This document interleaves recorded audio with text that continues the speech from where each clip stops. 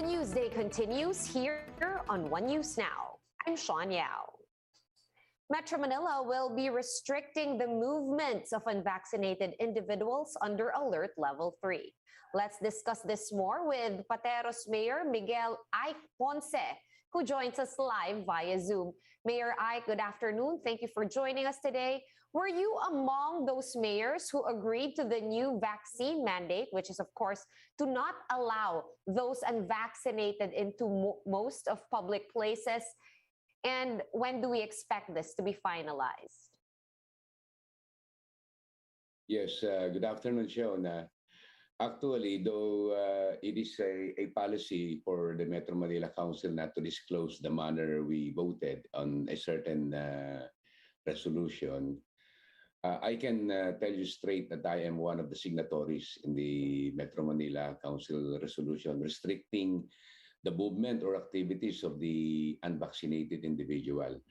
And actually, in the resolution, there was a recommendation there for the individual local government unit to pass their respective ordinances to make this, to implement this in every local government unit and to impose the penalty and make it effective. As for Pateros, I have already issued an executive order regarding this yesterday.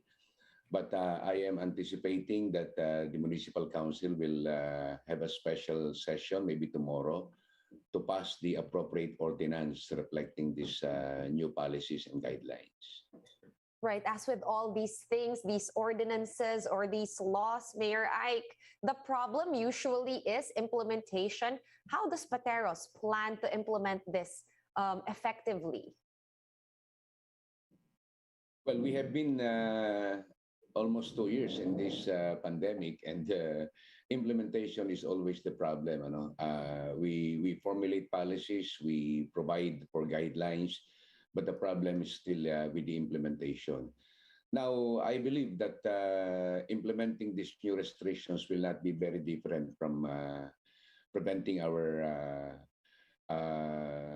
constituents or people from performing certain activities. That is why we will still be needing the PNP, the barangay officers, of course, our own law enforcers in our local government unit to restrict the movement of unvaccinated people. Now, insofar as the vaccinated individuals are concerned, regardless of age and the brand of the vaccines, we do not impose any restriction on them. All right, slightly similar topic, Mayor, but on a different note. What is the latest on the COVID-19 numbers and hospitalization rate or hospital bed utilization rate in Pateros? Have there been any trends that are emerging? What have been your observations so far? Well, the number of positive cases every day continue to rise. As of yesterday, we have a total of 56 positive cases. This is coming from about a week ago from a 3-week long zero COVID. Now, about 4 to 5 days, starting 4 to 5 days ago, we have experienced and noticed a sudden increase in the number of positive cases. And as I've said, we now have a total, as of yesterday, 56 cases. But we are expecting the number is expected to rise, of course, once we receive the number of positive cases for today. Now, and so far as the hospitalization or the isolation of these patients, of course, we encourage also home isolation, as long as they qualify with the DOH standards of allowing home isolation. Now, as to the bed capacity in the hospitals, I don't think that we are in the critical stage because most of the positive cases are either asymptomatic to very mild symptoms only. That is very, very good to hear, Mayor Ike. Mayor, have you noticed whether people are now rushing to get their booster shots there in Pateros because they've lowered now the gap between the second dose and the booster shot? Have you noticed with the uptick that a lot of people are more willing to get boosters? Actually, we cannot, I don't expect to notice any surge in the eagerness of our people to get the booster because we are actually scheduling them. Uh, because the moment the DOH have released or allowed the 3 months interval from the second dose going to the booster, so many people are very eager to get their booster shots. But we cannot allow them, of course, to all of them to plug our vaccination centers. So we still schedule them on a limited number on a daily basis, and we are targeting around 2,000 vaccinees every day. So we still give the boosters depending on the interval, the number of months interval from the second dose going to the booster. Right now, we are catering to the booster needs of those who has an interval of 5 months from the second between the second dose and the booster. All right, just to clarify, Mayor Ike, no walk-ins in Pateros for vaccinations and boosters. Everything has to be scheduled.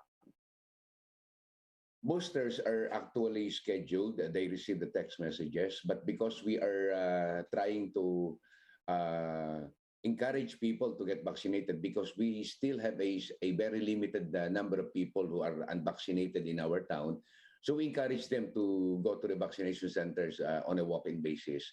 So, as insofar as first dose is concerned, if they are 12 years old above, they are allowed to just go to the vaccination center to walk in, and they will get their vaccination first dose. But insofar as the booster, as I've said, they have to wait for their text message depending on the schedule that we make.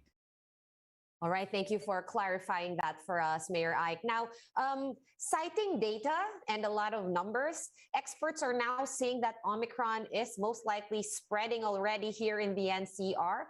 What measures have you guys undertaken in Pateros against this very transmissible COVID variant? Well, we have our new policies and guidelines are actually embodied in the executive order that we have issued. Aside from the guidelines of the IATF, we have incorporated in our executive order the provisions of the Metro Manila Council resolution, and we are really decided on implementing this strictly. That no unvaccinated people will go out. We still maintain and implement the minimum health standards strictly in our town. And actually, we do not have any malls in Pateros. That's why we do not have any problem regarding cloggings in the malls, especially during the holiday seasons. All right, Mayor Ike, I was wondering if you are actually in favor of the MMDA considering to put up checkpoints again across the capital region. Just wanted to get your thoughts on that. Well, I believe that checkpoints are no longer necessary right now. But if we are setting up these checkpoints just to, of course, restrict the movements of unvaccinated people in line with the objectives of the Metro Manila Council resolution and our own local ordinances, then we can still give a go on the setting up of these checkpoints, but only limited to that. So that is our position. All right, thank you so much for your time and for your insights. Pateros Mayor Miguel Ike Ponce joining us over Zoom. Thank you so much, Mayor. Okay, thank you very much, Sean. Mag-ingat po tayo. Thank you very much. Good afternoon. In line with that, the DOTR is backing the resolution temporarily prohibiting unvaccinated people from public transportation. In a statement, the agency said that the resolution issued by the Metro Manila Council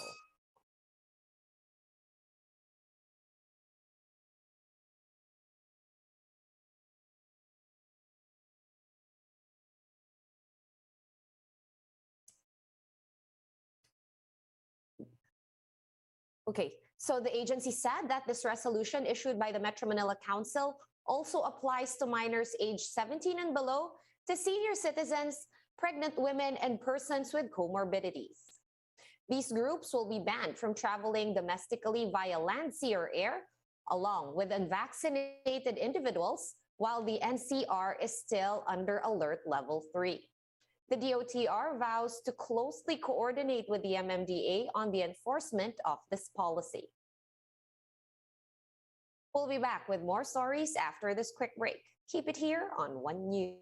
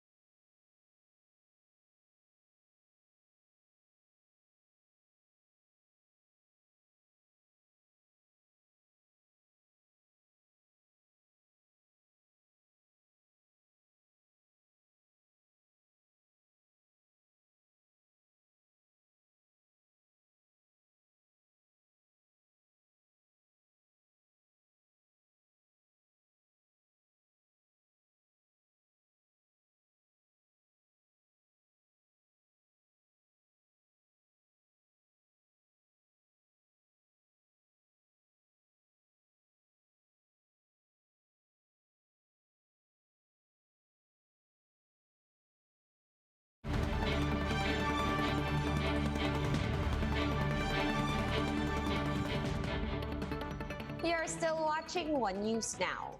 I'm Sean Yao. The health department has assured the public that there is no shortage of paracetamol and other drugs amid reports of thinning supply. In a statement, the DOH acknowledged the increased demand for paracetamol, but noted that it has many generic alternatives available in the market. The agency said these alternatives are readily available in many pharmacies nationwide. The DOH also asked consumers to avoid hoarding medications when not needed. Various reports have noted limited supplies of medication for flu-like symptoms in pharmacies amid the flu season. Let's now take a quick look at today's other top stories. The IATF will be placing Bulacan, Cavite, and Rizal under COVID-19 Alert Level 3 starting tomorrow and until January 15. The provinces are joining Metro Manila in the list of areas under the stricter alert level due to an increase in COVID cases. Authorities are considering putting up random checkpoints again across Metro Manila. The MMDA says they will discuss this with the NCRPO to show the public that they are serious about implementing stricter protocols. National Police Chief Jonardo Carlos has confirmed that he has contracted COVID-19 and is now in isolation. In a Viber message sent to the media, Carlos said he experienced fever, chills, and body sweats on Sunday. For more updates, visit News 5, The Philippine Star, and Business World online.